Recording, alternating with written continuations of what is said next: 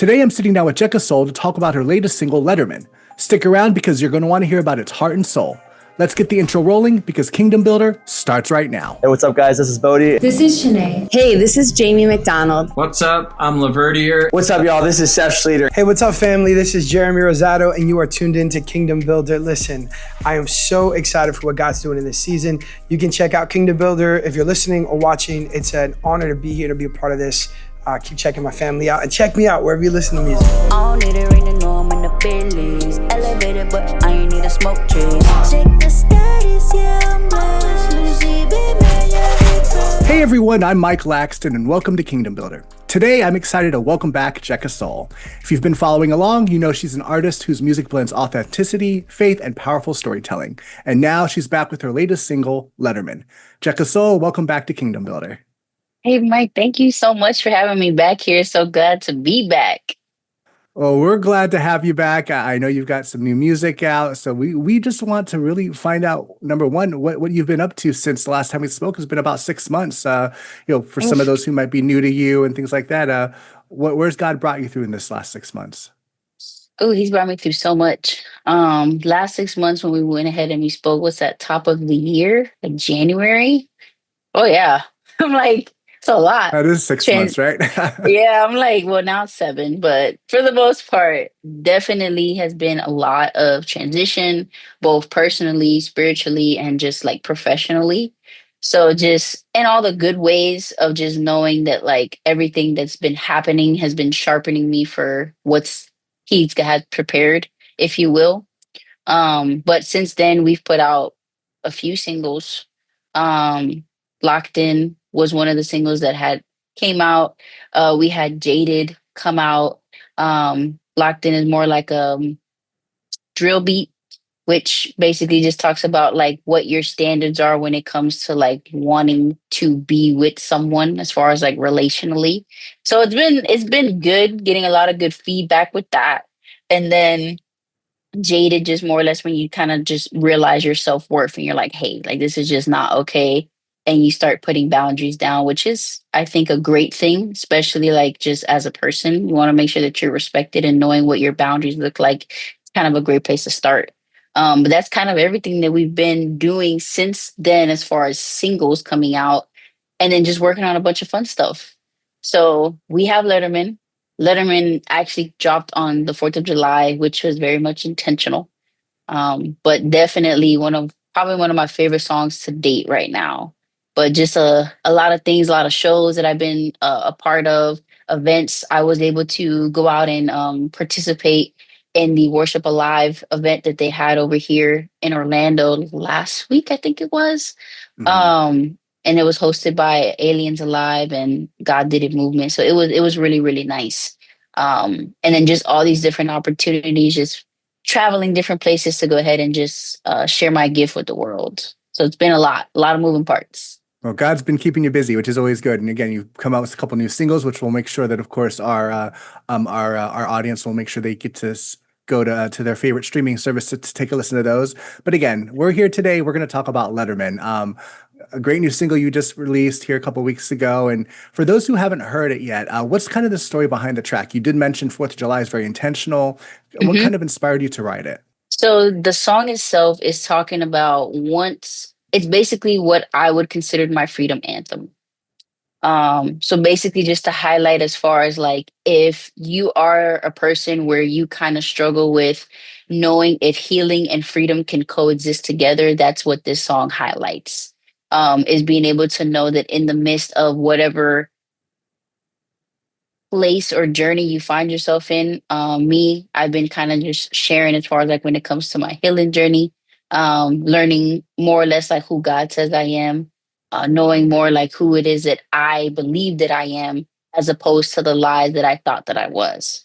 So it's been very much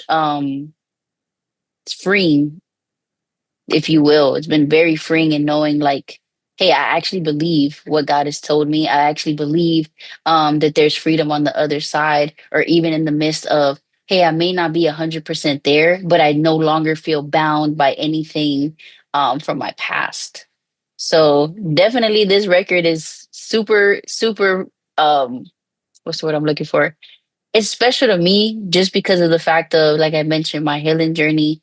If you've listened to any other projects prior to Growing Pains and different, you'll hear as far as like the transition, but the growth and being able to bring everybody along and showing that like this didn't happen overnight. It's here. Mhm. But Letterman is really just one of those fun records where everybody's been telling me it's a summer anthem. That's just how like catchy and just vibrant it feels. And it just feels so good. Like it literally feels like it's the anthem to my life right now.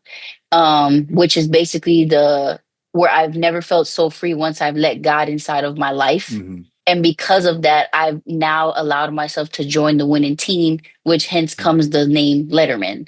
So, Mm. you know, Okay, I was wondering about the title there. So Letterman has like a Letterman jacket as far as sports go. yeah, So that kind of that makes a little bit sense. yeah. So with that, was there maybe, you kind of mentioned your healing journey as far as the song itself. Was there a particular, if you don't mind sharing, was there a particular moment or conversation or even season that specifically sparked that concept as far as why you did write it? So I was actually in a bit of a writer's block frenzy for a bit where after I put out Growing Pains, after I put out Indifferent, like I just, for whatever reason, I just couldn't think of anything. And I remember talking to God on my ways to work, and I'm like, God, I want to be able to write something um, that highlights like where you're taking me. Like, I want to be able to highlight something like that, but I'm like, I don't know. Like, give me the words to say. Like, help me write this thing. And literally all I heard was what's it called? Been so free since I let him in. Mm. Join the team, so I got him. I let him in, and I was just like, okay. Kept going. Like for the king, we gonna slide. We ain't never scared, man. We outside. I'm like, cause at least for myself, where I found where I was in the beginning of the healing journey was that I was so bounded by shame and all these different Mm. things where I felt I didn't deserve to be a part of anything, any events, anything that had to do with just wherever God wanted me. And I basically just held myself bound to just like, I'm just going to be at the crib and that's it. Like, you Mhm. know, but at this point, it's just like, it was my reminder where the more that I started writing about the song, it literally just became like something that I started speaking over myself. It's just like, we're not afraid. Like, I'm not afraid of anything. Like, I'm stepping out outside to do whatever God's called me to do because at this point, it's like the enemy wants to keep me inside. That's the whole purpose. He wants to keep me in isolation. So I was like, it's time to step out.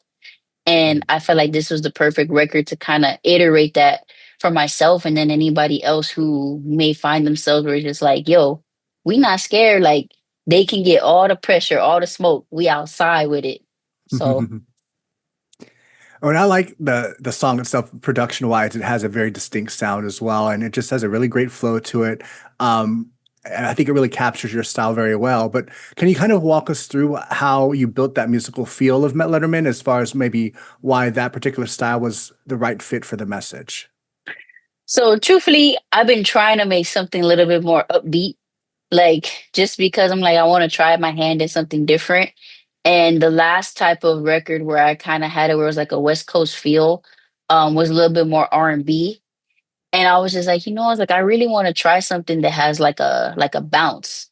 So I let my producer know. I was like, yo, like I have this idea. Here's the vocals, and then this is kind of like what I see. And he was just like, okay. And then from there, we just started building on the production itself. And then it was just like we would listen to it.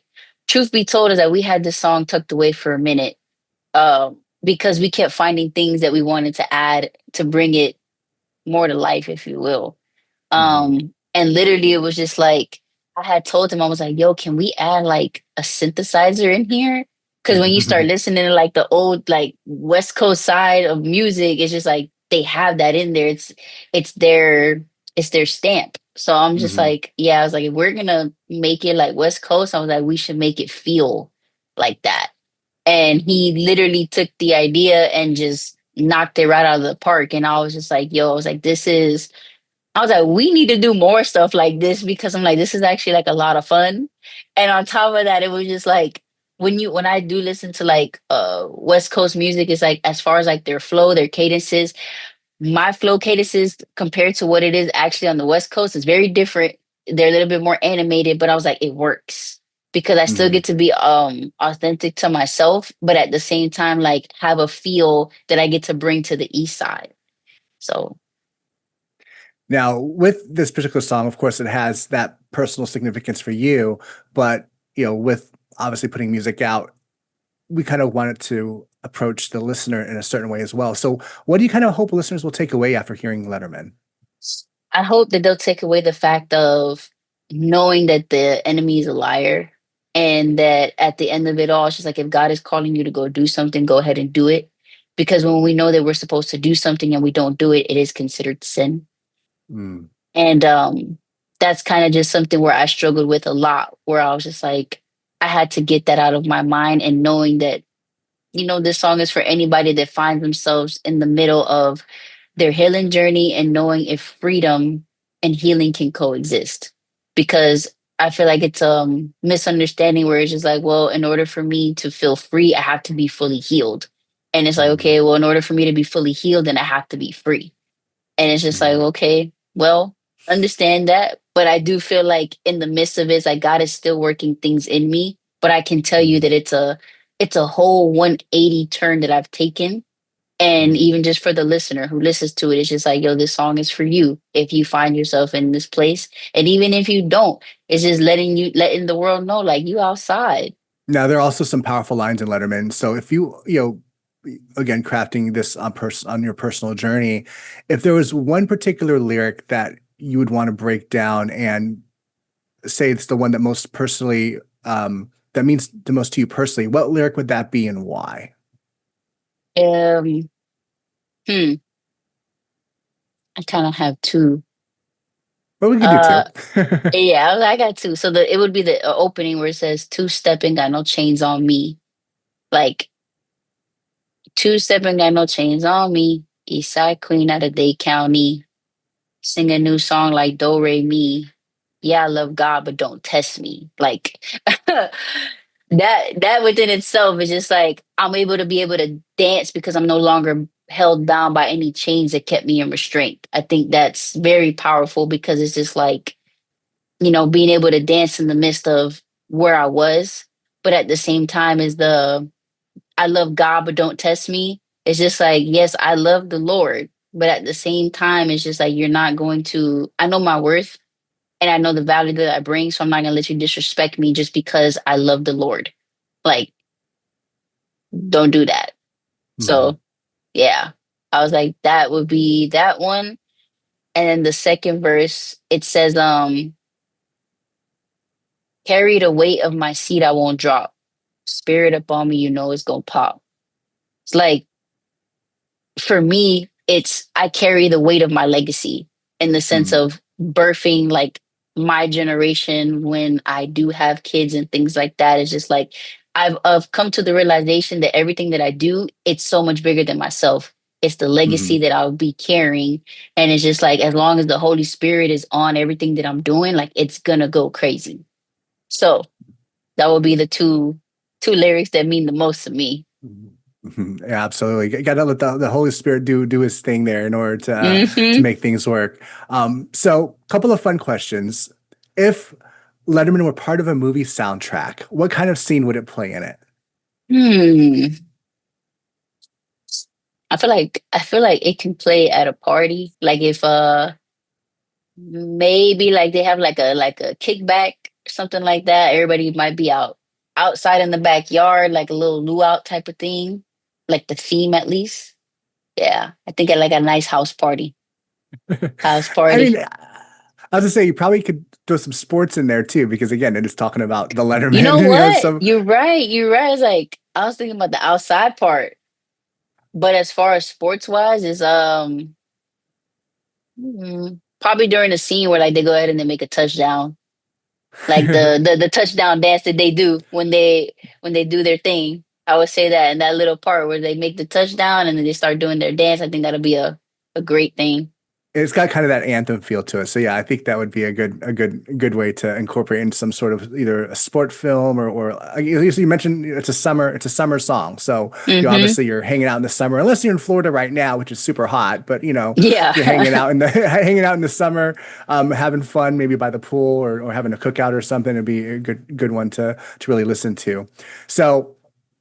One kind of last question before we close it out. If you could perform Letterman on any stage in the world with any guest artist, who would you pick and why? I would love to do something at Rolling Loud. I think that'll be dope. That'll be dope. Okay. And then as far as the guest, if I could have it my way, I would love to have Chris Brown out there. Only because I think he'll kill it on the dancing portion, where it's just like it's such a fun record. Like that, I can't kill it on the dance portion. I give you my little 2-step, but he'll take the rest, and I'll just let him do his thing.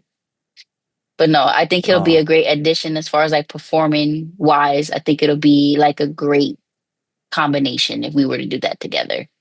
Awesome. Well, maybe one day we hope. We'll see what happens. God's he's been crafting through you. You've been able to put out some great music. You just even over the last 6 months that we've known each other and we've had you on before. So it's just cool to see where he's taking you and get you through the different stages that you've been. So kind of wrapping it up a little bit, kind of a bottom line question. If you can sum up Letterman in one sentence, the one thing that you hope every listener remembers, what would that be? Freedom was already paid for you.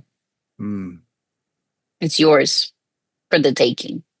Well, for the receiving. Yeah. Yep. No, that's a pretty hard-hitting statement right there, and it's so true though. No, I like that a lot, and I think that definitely explains just really the gospel and it's in a nutshell right there is we have that ability to receive that gift, and there's nothing we have to do for it except receive it. So exactly. Wrapping it up, last thing is what's next for Jekasole? Should we expect more singles, maybe a full project, maybe even some live performances? What's coming up for you? So I have a bunch of shows coming up within the end of this month. 2 of them here in Orlando, one of them that I'll be headlining on the 29th of August in the Duo 58 Cafe. Another event is going to be on the 22nd of August, same location. And then as far as like October, I skipped September. Got some more like fun things that are coming about. But as far as music wise, I do have a remix for Letterman that is coming out within the next month, so in August, and I'm very excited for it. I got one of my really good friends, one of my talented friends, to be a part of it, and I'm excited to share it with you guys. So definitely next month, be on the lookout for the remix.